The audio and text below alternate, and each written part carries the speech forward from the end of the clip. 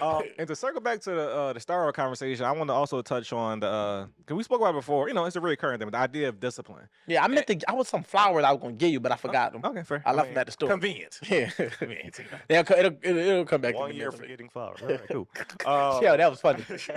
That was a good plug right there. But the idea of discipline, 'cause, you know, we always talk about it, and like, you know, the pretty side of discipline is like, oh yeah, no, just go to the gym or just do this and eat clean or do this. But like the true, I feel today tested it, this whole year tested it. But the Yeah. idea of discipline is like through adversity. Nigga. And like through variables, and when you got called an Unforeseen circumstances. unforeseen shit, it gotta be all my shit gotta start happening to still stay on course. Cause the goal is the goal, the mission is the mission. Yeah. So if your discipline is built and tested for those, then that's when you know you really serious about what you got going on, and that's real discipline. Because if it's just like, 'cause again, I say all the time when we talking about the gym, or I said before about the gym, where it's like it's normal or normalized to go to the gym. Oh no, this is my school. I got to work at this time. I work here. This is from the gym. I go there, this and that. But once you get a different job, that's over there. It's like, Do I really like the gym that much? Type shit.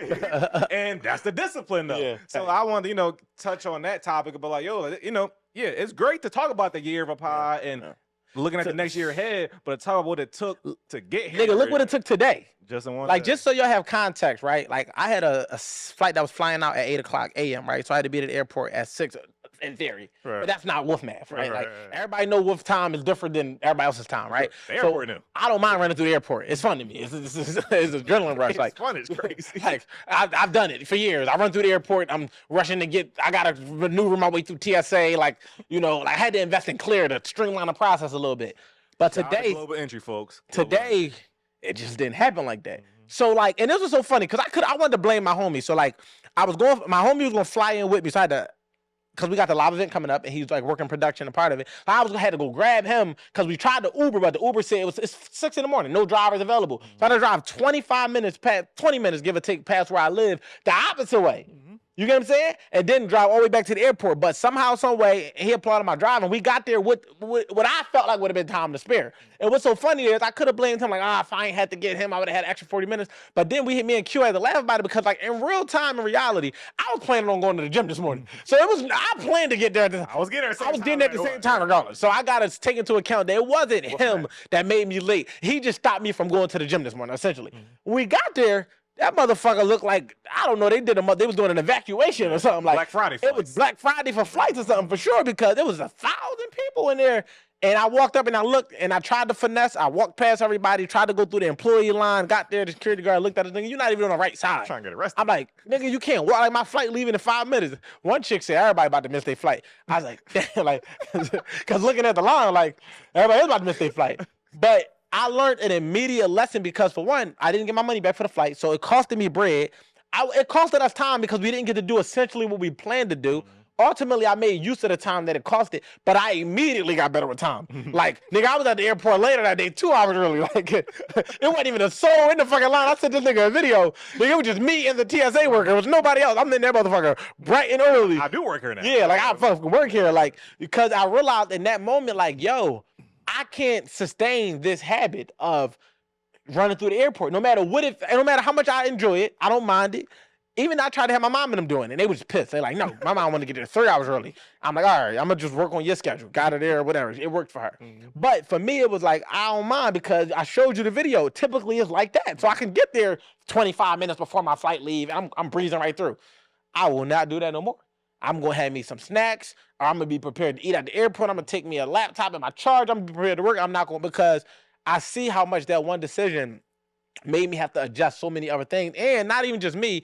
When it starts spilling to other people, that's not cool. Like, I respect niggas' time. Like, I inconvenienced my homie that was meet me at the airport in the morning, inconvenienced you because you had to back your day, inconvenienced Ricky, who our producer, because he had to back his whole day, inconvenienced my homie, who I thought had to come as an emergency backup plan. So it's like, I'm like, all right, I ain't going to inconvenience 5 motherfuckers. Hell of a lesson, yeah. Yeah, so I'm going to take the lesson for what it is, or whatever the case may be, and I'm going to apply it. But going back to your old concept of discipline, or whatever the case may be. You could have been like, yeah, we ain't just gonna do it today. And like, Yeah, no, I still came through. I'm like, and I was trying to ask myself, well, another thing, the flight get delayed. Right. Then I get a text message that say, yo, you want $250 voucher to just miss a flight because we overbooked now.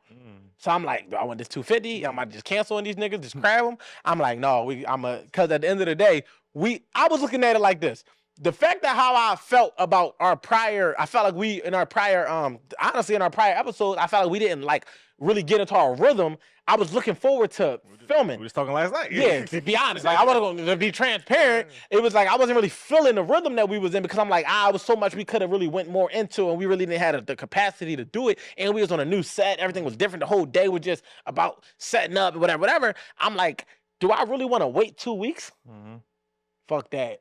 I'm gonna wait 2 hours. Well, it was 9 hours in total, 10 hours in total, but it was like going there 2 hours early for me to wait. You know what I mean? And I'm like, yeah. So the discipline is showing up on the days you don't feel like doing it, because it's not about how you feel. Like I ain't never told a property manager, landlord, like I don't really feel like paying that shit today. Can't call Verizon, I don't really feel like it. You can't tell your fucking boss at work, I don't really feel like coming in today. Like you can't tell your client, I don't really feel like servicing you today. I'm just not in the mood. So when you take your feelings out of shit and realize that shit just got to get done. That's when discipline trumps motivation. See, because motivation is fleeting, it's fluctuating, it fleets. It's like one day I'm motivated, I'm ready to go. And then there's other days where it's like, I don't even really want to do this shit. But you got to understand the compound effect of doing it anyway. You know what I mean? The compound effect. And this is a principle that you can apply to every area of your life. If it's about having difficult conversations, if it's about resolving conflicts, if it's about approaching situations, if it's about, handling a task, do that shit, get it out the way, and understand that doing it is going to feel better than not doing it, because at some point it still got to get done. So when do you feel like it? Right? It's like if you didn't feel like it Monday, you probably not going to feel like it Tuesday, because your feelings is going to replicate. And that's like if you just burnt out, tired, then maybe load management is acceptable, it's okay. But the fact of the matter is, when we just talking about the day-to-day, discipline is really showing up on the days that you don't feel like it, doing the shit you don't feel like doing to get the outcomes that you want. So if you say you want it, do the shit. And when I think about just, again, those pretty problems are real good problems to have, like I know the episode will be titled. Whether it's us traveling different sets or, And I commend y'all for that. Because y'all, it been the inconvenience, I ain't gonna say inconvenience, the adjustment has been on. Now I had to, of course, move things around and adjust on my end, but I'm still was like essentially hosting y'all. Right. So, traveling and, doing multiples and certain days and batch and, like it's been a lot of different moving paying more. It's been a lot of different moving pieces. But again, anytime like you said, back to shit gotta get done and being duty bound, like I'm the type of person when it's like, once it become a part of like the priority list or the duty list, it is what it is. I used to want to be able to be afford to do certain 100%. Things. So now that you can, what's the problem? That's a fact, though. Fact. These are investments for whatever you're trying to get done in life, where you going to. So if it's like, I cost that, it's like we had a conversation today. I'm like, again, like I can feel over leveraged by certain shit. I need. Nigga said you need me to pay how much more? I mean, such a whole situation. But I'm making you a better businessman, whether you want to admit it or not, because I'm noticing you negotiating way more in conversation than you ever did, and I'm okay with it because essentially we are partners, right? So it's like, I want you to improve in these. And it's like when you teach respectfully your little brother some shit and then he use it on you and you're like, fuck, I told him that. But you got to respect it because it's rightfully paid. Like, I taught you that to use it against other niggas. Nigga, you use it against me now.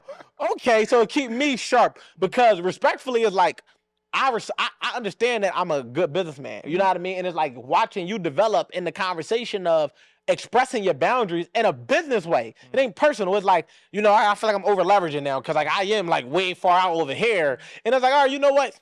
Split the tab. Tried to get you for the whole number.